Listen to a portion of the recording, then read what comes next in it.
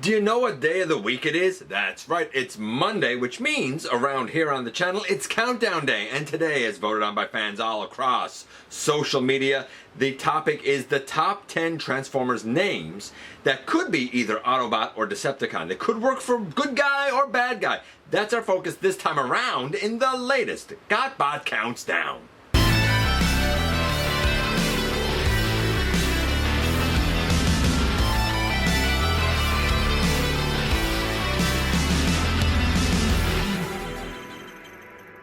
Hey one hail, welcome back to the channel. I'm your host, your most humble of hosts, Dennis Moulton, aka GotBot. As always, please like, comment, share, of course subscribe, and while you are at it, light 'em up, baby. Hit that notification bell, please. It helps me out a ton, and it lets you know when content of all sorts goes up here on the channel. Check out Machinery of Man, The Everything Factor, all the groups that I'm either a mod or an admin for, as well as all of my social media links. All of that is in the description down below, also in the description down below. And if you're in a position to help the channel to grow, you can use the donate link. Check us out on Patreon, see what we have to offer to you through Spring, or of course hit the join button at any given time and become a channel member. And this is, as voted on by fans, the top 10 Transformers names that could apply to either an Autobot or a Decepticon. Some people voted for ones that they kind of made up. I'll try and mention some of them if I can. However, they didn't get traction because who's going to necessarily vote for someone's made-up name that they don't know? And the intention here was to take official names that you feel like could apply, or one official name, because every vote, you know, one person, one vote, right? Pick out a name that you feel like could be an Autobot or it could apply to a Decepticon. It could be used for either. We have 3 honorable mentions. These ones got votes. They did not quite make the list. Road Rage. Of course, Road Rage by rights an Autobot, but certainly with Rage in the name, you could believe that it could apply to a Decepticon. Probably a bit of a ruffian and a speed demon. Mirage. Funny enough, if you look at the War for Cybertron trilogy on Netflix, I mean, Mirage does use a hologram on his body to look like a Decepticon. That was released, in fact, as a Netflix version of Mirage, one that I actually use as a Decepticon named Facade. And Air Raid. Air Raid, the Aerial Bot, there you go, that's part of Superion. Air Raid, certainly of course Air Raid does sound like an emergency and could apply to a bad guy, a Decepticon as well. They didn't make the list. We have 10 slots that did. Who made the list? You know what we're going to do. We're going to do as we always do and kick things off with number 10 first. Now number 10 is an example of the name says it all, and it's a little bit of a cheat since this guy could be an Autobot, or he could be a Decepticon because it's Double Dealer. I get why Double Dealer got the votes that he did, because people would say, look, Double Dealer is not really loyal to anyone. His name could apply to either side because the character could really apply to either side. Depends on where his loyalties lie. In fact, some said, hey, he's right in between because he's a mercenary. He's neither. Either, both, any way you cut it, enough fans feel like Double Dealer could be a good guy, could be a bad guy, that he was able to take the number 10 slot. Number 9 is one that again I think makes logical sense, and it's Sandstorm. Oh, I'm sorry, were you expecting the G1 triple changer? Although he is up there on the shelf, and I did consider taking him down. But just to throw a loop, I thought that I would use old G2 Sandstorm here. By the way, you'll notice my lower arms here are beginning to yellow just a little bit. Honestly, I might end up just painting it over with like black or something. We'll see as time goes on. But yes, obviously Sandstorm can apply to the G2 Seeker Conehead, or naturally, as depicted in the comics, the cartoon, or the Generations line, of course. Sandstorm is the triple changer from, I believe it's Paradron. And if I'm wrong about that, I apologize, but I think it was Paradron that he lived on. Yeah, Autobot triple changer, Decepticon Seeker, Sandstorm. Versatile, can apply to both. And that name takes the number 9 slot. Number 8 is Blaster, and he has some add-on kits here to give him those hand speaker things. Actually has a few add-on kits on. Fills in his forearms. Big shout out to Event Progenitor as well for the chest sticker. Actually, there were a few stickers. It's just the chest one is the one that really spoke to me. I digress. Blaster. Yeah, when you think of blaster, you think of a blaster. You know, pew pew. When you think of blaster, you think of blaster. When you think of blaster, though, just as a name, yeah, I could believe that it would apply to a Decepticon. The word blast has been used in, for example, Shock Blast. Blaster has been used in Sound Blaster once Soundwave got rebuilt. Could blaster by and of itself potentially be a Decepticon? Yeah, maybe, because when you think of a blast, when you think of a blaster, while it's meant to evoke a Ghetto Blaster, it could also be like an explosion, or a blast chamber. Yeah, Blaster is enough of a enigmatic name that it could be a good guy. If you didn't know any better, it could be a bad guy. It could play both sides, and it takes the number 8 slot. Then we come to something like number 7, where we have a character that the name could be good guy or bad guy. It could be Autobot or Decepticon. In fact, this character has been Autobot sometimes, Decepticon sometimes. But in truth, he's neither, because he's Sideways. Now, this is not the Cybertron Sideways, of course. This is the Studio Series one, but you know what? I don't mind it other than the weak ankles. I wish his ankles were better for standing. Nevertheless, the name Sideways is innocuous enough that it really could apply to almost anyone. I could believe him as part of like the Lambo Bros with Sideswipe and Sunstreaker, even Red Alert for that matter. I could believe him as, you know, a Seeker. You could easily have a Seeker named Sideways. You could have a Stunticon named Sideways. Like, I could believe him applying to a lot. And maybe that was the plan for Sideways all along. To be mysterious enough, to be innocuous enough that, you know what, even his name doesn't clearly delineate where his loyalties lie. In the end, we know that, spoiler alert, Sideways is really a minion of Unicron, but he could be a good guy, he could be a bad guy while he's playing charades for his Dark Master. Sideways takes the number 7 slot. Number 6 is very interesting, and I think number 6 is probably one of the more prolific names on the list by way of Soundwave. I mean, again, just as Blaster could apply to either side, so could Soundwave. I mean, you could honestly take Blaster's name and have called this guy Blaster and call the Autobot guy Soundwave, and I think everybody would have been fine with it. We tend to think of Soundwave as one of the most iconic and probably mysterious Decepticons because that's how we know the character. But when you just think of the name itself, when you just think of the word itself, I mean, it might not necessarily have to apply to a Decepticon. Soundwave simply talks about what it is, a sound wave. It just so happens that we can apply it to something that produces sound. Whether that thing that produces sound is Decepticon or Autobot is almost irrelevant. A very versatile name, Soundwave, takes the number 6 slot. And now here we are, as a hush falls over the crowd because we have reached the ever-popular, ever-coveted halfway mark. And at the halfway mark, we have a very interesting entry by way of Inferno. And we all know that Inferno is certainly the heroic Autobot fire engine, or it could be the somewhat psychotic Predacon fire ant. That being said, Inferno could apply to Autobot or Decepticon, good guy or bad guy, because you could very easily believe that he transforms into a Decepticon flamethrower, or a tank that spits flame, or a tank that blows something up. I mean, Inferno is what it is. And when you tend to think of the name Inferno, you tend to think of something quite fearsome, quite violent, quite active, quite frightening. You don't tend to think of a fire engine good guy.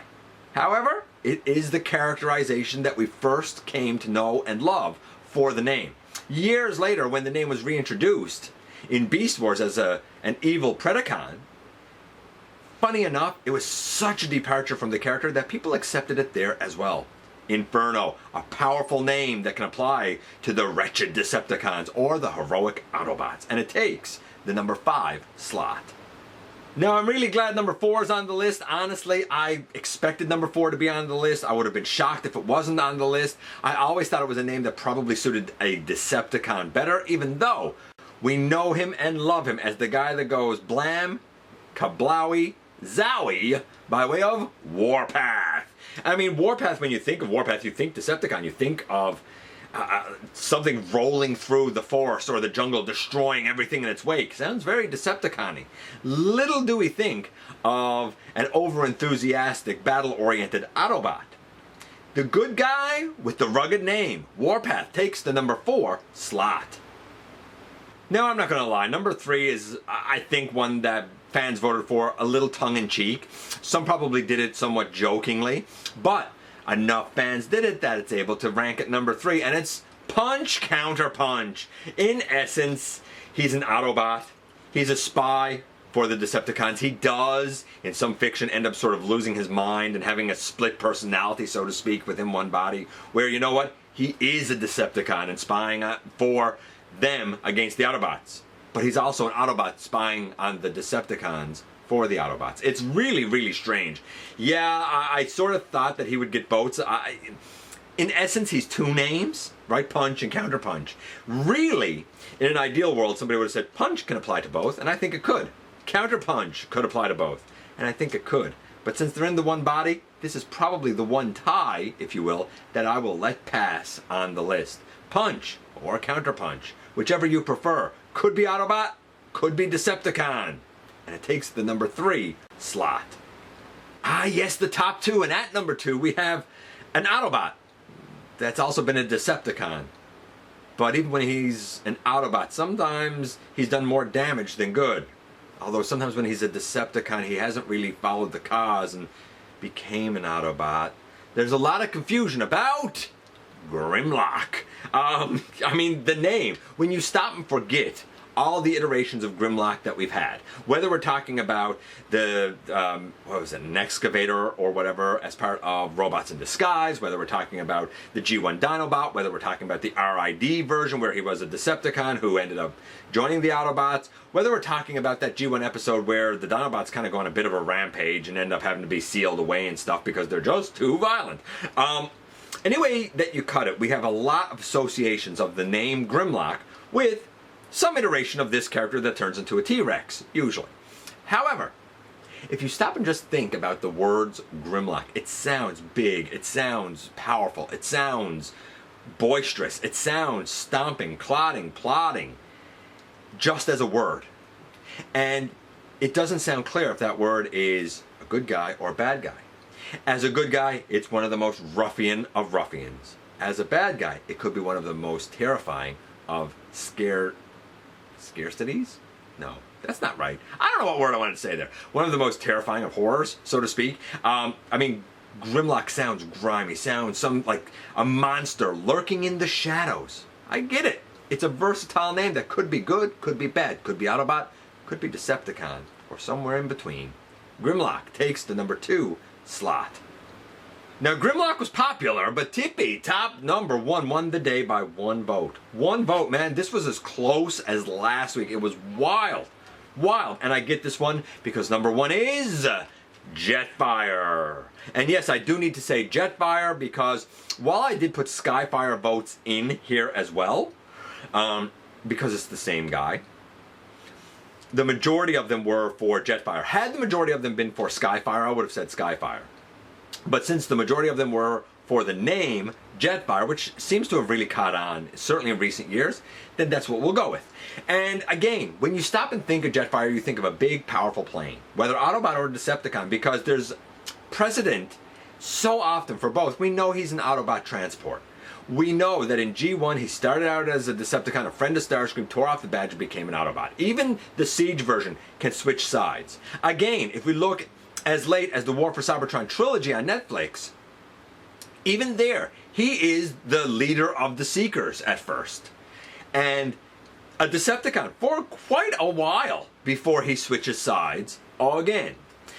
Even when he's on the Autobots, he always has a force and a presence and a formidable nature to him, even though he's more of a scientific pacifist.